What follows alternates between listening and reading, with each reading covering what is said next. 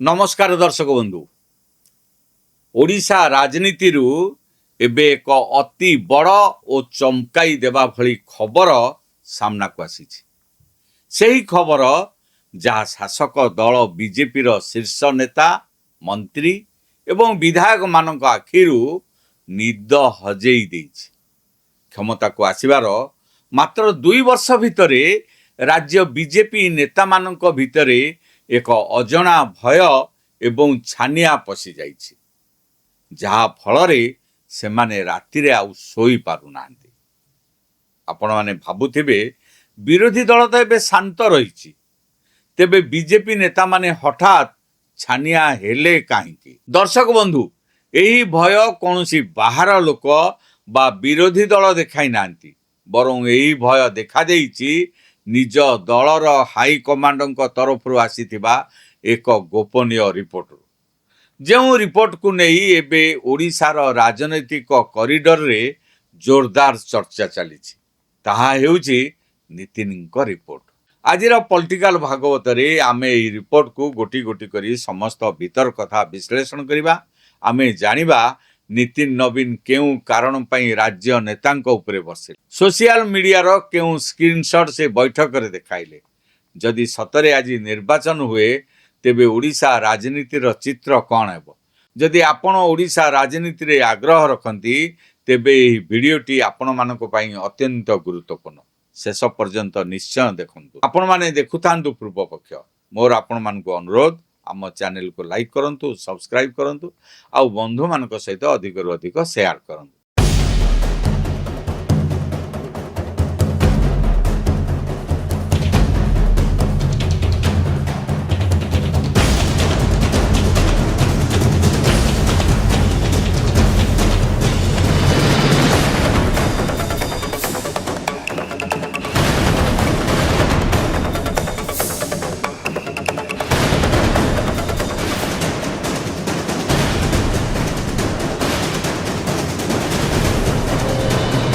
दर्शक बंधु, गत 18 तारिख रे बीजेपी राष्ट्रीय सभापति नितिन नवीन ओडिशा गस्तरे थिले।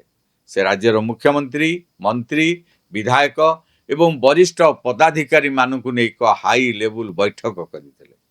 मात्र 45 वर्ष वयस्क एई युव राष्ट्रीय सभापति से दिन बैठक रे राज्य नेता मानक सामना रे ओडिशा बीजेपी रो जे असल चित्र उपस्थापन कले ताहा शुणिबा परे सेठारे उपस्थित थिबा बड़ बड़ मंत्री और नेता मानकर चेता बुड़ी जाइछि।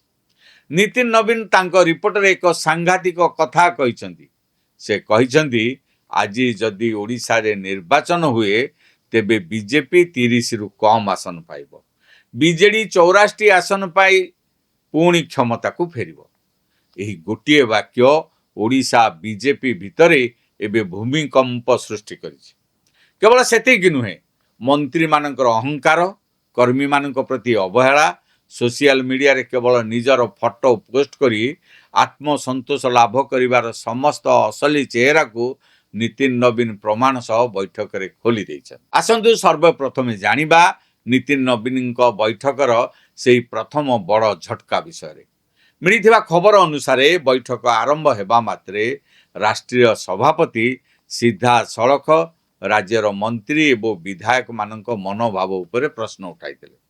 से दिन बैठक रे कहिथिले जे ओडिशा रे बीजेपी क्षमता को आसीबा परठारु राज्यर मुख्यमंत्री, मंत्री, विधायक केतेक बड़ पदाधिकारी माने निजको इंद्र बोली भाबिबा आरंभ करि दैछन। अर्थात क्षमतार अहंकार सेमानक मुंड को चढ़ी जाइछि। सेमाने भाबुछंती सेमाने जहा चाहिबे ताहा ही हेबो, सेमानंगु आउ केही सामना करि परिबे नाही। एहा एक बहुत बड़ आक्षेप। नितिन नवीन स्पष्ट भाव रे कहिसंती जे क्षमता पाइबा परे एही नेता मानकर सेही कर्मी मानक सहित आउ कोनोसी संपर्क नाही। एही कर्मी माने दिन राति एक करी खरा वर्षा सही दल को जितेइबा पई निर्वाचन मंडली रे लढिथिले। कर्मी माने जेतेबेले निज नेता किंबा मंत्री को देखा करने को आसुचंती सेमानंको अपेक्षा करिया को पड़ुछि किंबा निराश होई फेरिबा को पड़ुछि। जदि बा कोनोसी कर्मी नेता को भेटुछंती, मंत्री पचारुछंती तुमे कोन आम दलर नेता, ତୁମେ କ'ଣ ଆମ ଦଳର କର୍ମୀ? ଏହି କଥାକୁ କହି ନିତିନ ନବୀନ ଓଡ଼ିଶା ବିଜେପି ମନ୍ତ୍ରୀମାନଙ୍କର ହୋସ୍ ଉଡ଼ାଇ ଦେଇଛନ୍ତି। ନିତିନ ନବୀନ ନିଜ ରିପୋର୍ଟରେ ଦର୍ଶାଇଛନ୍ତି ଯେ ସରକାରୀ ସ୍ତରରେ ଯେଉଁ ସବୁ କାମ ଚାଲିଛି ସେଥିରେ ରାଜ୍ୟର ସାଧାରଣ ଜନତା ବା ମତଦାତା ଆଦୌ ଖୁସି ନାହାନ୍ତି।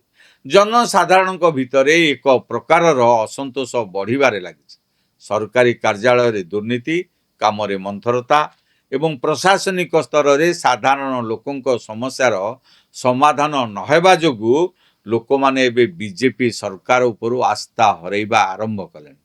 ଯେଉଁ ପରିବର୍ତ୍ତନର ଆଶା ନେଇ ଓଡ଼ିଶାର ଜନସାଧାରଣ ବିଜେପିକୁ ଭୋଟ ଦେଇଥିଲେ ସେହି ପରିବର୍ତ୍ତନ ତୃଣମୂଳ ସ୍ତରରେ ଦେଖାଯାଉନାହିଁ ବୋଲି ହାଇକମାଣ୍ଡଙ୍କ ପାଖକୁ ଖବର ଯାଇଛି। ଏହି ବୈଠକର ସବୁଠାରୁ ରୋମାଞ୍ଚକର ଏବଂ ଚର୍ଚ୍ଚିତ ଅଂଶଟି ଥିଲା ସୋସିଆଲ ମିଡ଼ିଆକୁ ନେଇ।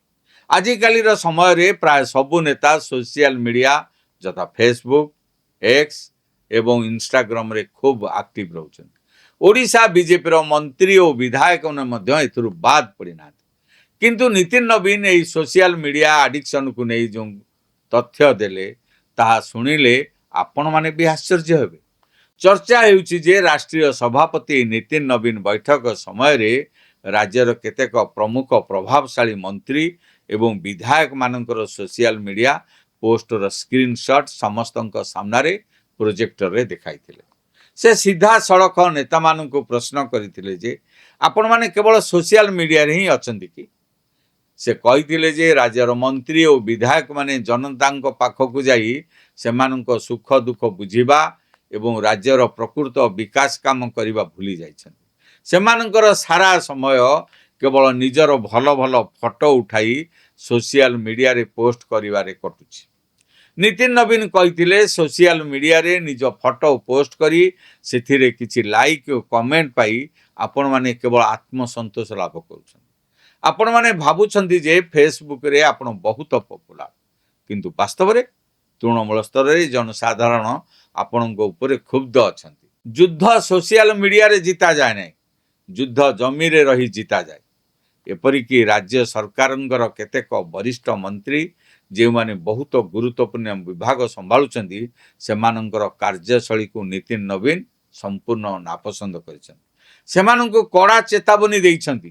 ସେ କହିଛନ୍ତି ଯେ ଯଦି କାର୍ଯ୍ୟଧାରାରେ ତୁରନ୍ତ ସୁଧାର ନ ଆସେ ତେବେ ହାଇକମାଣ୍ଡଙ୍କୁ ବଡ଼ ପଦକ୍ଷେପ ନେବାକୁ ପଡ଼ିବ।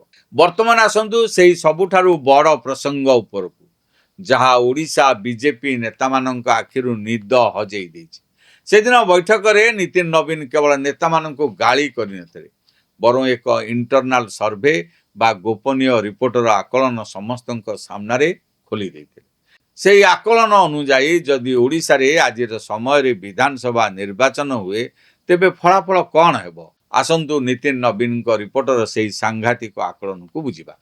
ଟିକେ ଚିନ୍ତା କରନ୍ତୁ, 147 ଆସନ ବିଶିଷ୍ଟ ଓଡ଼ିଶା ବିଧାନସଭାରେ ବହୁମତ ପାଇଁ 74ଟି ଆସନର ଆବଶ୍ୟକତା ଥାଏ। ବର୍ତ୍ତମାନ ବିଜେପି ପାଖରେ ବହୁମତ ଅଛି, ସେ ସରକାର ଗଢ଼ିଛି। କିନ୍ତୁ ଦଳର ନିଜସ୍ୱ ରିପୋର୍ଟ କହୁଛି ଯେ ଯଦି ଆଜି ନିର୍ବାଚନ ହୁଏ ତେବେ ବିରୋଧୀ ବିଜେଡି 84ଟି ଆସନ ପାଇଁ ପୁଣି ଥରେ କ୍ଷମତାକୁ ଫେରିବ। ଶାସକ ଦଳ ବିଜେପି ସିଧାସଳଖ ଖସି ଆସି 30ରୁ ମଧ୍ୟ କମ୍ ଆସନରେ ସୀମିତ ହୋଇଯିବ। କେବଳ ସେତିକି ନୁହେଁ, କଂଗ୍ରେସ ଏହି ନିର୍ବାଚନରେ ଭଲ ପ୍ରଦର୍ଶନ କରି ରାଜ୍ୟର ମୁଖ୍ୟ ବିରୋଧୀ ଦଳର ମାନ୍ୟତା ପାଇବ। ଏହି ଆକଳନ ସାମ୍ନାକୁ ଆସିବା ପରେ ବୈଠକରେ ଉପସ୍ଥିତ ଥିବା ସମସ୍ତ ନେତା ସ୍ତବ୍ଧ ହୋଇଯାଇଥିଲେ। ସେମାନେ ଯେଉଁ କ୍ଷମତା ସ୍ୱପ୍ନରେ ବିଭୋର ଅଛନ୍ତି ସେହି ସ୍ୱପ୍ନ ଉପରେ ଏକ ବଡ଼ ଥଣ୍ଡା ପାଣି ଢାଳି ଦେଇଛି ଏହି ରିପୋର୍ଟ। ଏହା କୌଣସି ବିରୋଧୀ ଦଳର ପ୍ରୋପାଗାଣ୍ଡା ନୁହେଁ, ଏହା ହେଉଛି ବିଜେପିର ନିଜସ୍ୱ କେନ୍ଦ୍ରୀୟ ଟିମ୍ ଦ୍ୱାରା ପ୍ରସ୍ତୁତ କରାଯାଇଥିବା ତୃଣମୂଳ ସ୍ତରର ସତ୍ୟତା। ବର୍ତ୍ତମାନ ପ୍ରଶ୍ନ ଉଠୁଛି, ଓଡ଼ିଶା ବିଜେପି ସରକାର ଗଢ଼ିବାରେ ଏତେ କମ୍ ସମୟ ଭିତରେ ସ୍ଥିତି ଏତେଟା କାହିଁକି ବିଗିଡ଼ିଗଲା? ଜନସାଧାରଣ କାହିଁକି ଏତେ ଶୀଘ୍ର ଅସନ୍ତୁଷ୍ଟ ହୋଇଗଲେ? ଏହା ପଛରେ କେତେକ ଗୁରୁତ୍ୱପୂର୍ଣ୍ଣ କାରଣ ରହିଛି, ଯାହାକୁ ନିତିନ ନବୀନ ମଧ୍ୟ ନିଜ ରିପୋର୍ଟରେ ସଂକେତ ଦେଇଛନ୍ତି। ନିତିନ ନବୀନ ଯେଉଁ ସଂକେତ ଦେଇଛନ୍ତି ତାହା ହେଲା, ଓଡ଼ିଶାର ଜନସାଧାରଣ 24 ବର୍ଷର ବିଜେଡି ଶାସନ ପରେ ଏକ ବଡ଼ ପରିବର୍ତ୍ତନ ଆଶା କରି ବିଜେପିକୁ କ୍ଷମତା ଦେଇଥିଲେ। କିନ୍ତୁ ସରକାର ଗଠନ ପରେ ସାଧାରଣ ଲୋକଙ୍କୁ ପ୍ରଶାସନିକ ସ୍ତରରେ କୌଣସି ବଡ଼ ପରିବର୍ତ୍ତନ ଅନୁଭବ ହୋଇନାହିଁ। ଯେଉଁ ବ୍ୟୁରୋକ୍ରାସି ବା ବାବୁରାଜ ପୂର୍ବରୁ ଚାଲୁଥିଲା ତାହା ଏବେ ମଧ୍ୟ ସେହିଭଳି ଚାଲିଛି କିମ୍ବା ତାଠାରୁ ଅଧିକ ଚାଲୁଛି ବୋଲି ଅଭିଯୋଗ ହେଉଛି। ଜଣେ ନେତା ଯେତେବେଳେ ମନ୍ତ୍ରୀ ବା ବିଧାୟକ ହୋଇଯାଏ ସେତେବେଳେ ତାଙ୍କର ଦାୟିତ୍ୱ ଆହୁରି ବଢ଼ିଯାଏ। କିନ୍ତୁ ଓଡ଼ିଶା ବିଜେପି କ୍ଷେତ୍ରରେ ଓଲଟା ଦେଖିବାକୁ ମିଳୁଛି। ମନ୍ତ୍ରୀମାନେ ଭୁବନେଶ୍ୱର ସେକ୍ରେଟେରିଏଟ୍ ଏବଂ ସରକାରୀ ଗାଡ଼ି ବଙ୍ଗଳା ଭିତରେ ସୀମିତ ହୋଇ ରହିଛନ୍ତି। ସେମାନେ ନିଜ ନିର୍ବାଚନ ମଣ୍ଡଳୀକୁ ଯିବା, ସେଠାକାର ସମସ୍ୟାର ସମାଧାନ କରିବା ଏବେ କମେଇ ଦେଇଛନ୍ତି। ନିତିନ ନବୀନ ଯେଉଁ ଇନ୍ଦ୍ର ଶବ୍ଦର ବ୍ୟବହାର କରିଛନ୍ତି ତାହା ସ୍ପଷ୍ଟ କରୁଛି ଯେ ନେତାମାନଙ୍କ ବ୍ୟବହାରରେ ପରିବର୍ତ୍ତନ ଆସିଛି। କର୍ମୀ ଏବଂ ସାଧାରଣ ଜନତାଙ୍କୁ ସମ୍ମାନ ନ ମିଳିବା ଯୋଗୁଁ ସେମାନେ ଏବେ ଦଳଠାରୁ ଦୂରେଇ ଯାଉଛନ୍ତି।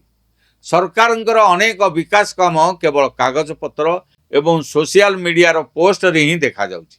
ବାସ୍ତବରେ କ୍ଷେତ୍ର ଉପରେ କାମର ଗତି ଅତ୍ୟନ୍ତ ମନ୍ଥର।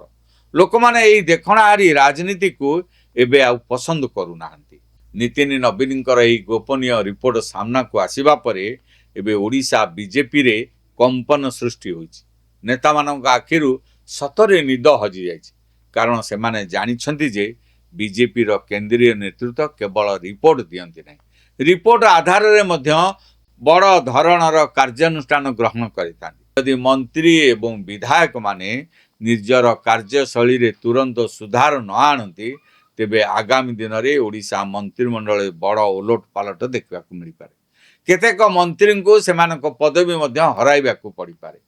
ଏହି ରିପୋର୍ଟ ଓଡ଼ିଶା ବିଜେପି ପାଇଁ ଏକ ୱେକ୍ଅପ୍ କଲ୍ ବା ଚେତାବନୀ।